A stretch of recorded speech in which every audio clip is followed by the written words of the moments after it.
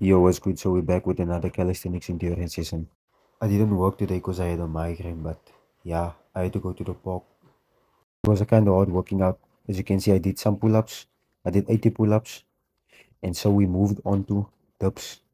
I did 100 dips. That was my first time doing 100 dips because I'm not used to doing dips, as I can't come to the park as often. Yeah, so my form was a bit off there, but you can see it's better now.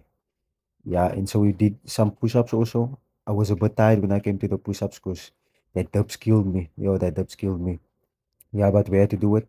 I did 100 push-ups and 100 dips. I also did stuff off camera because I couldn't film myself because it was taking too much of my time, you see, to stop and record. But yeah, all concluded to 450 reps. I was so tired because I had a migraine. And yeah, this is how I look after 7 months of doing calisthenics. Yes.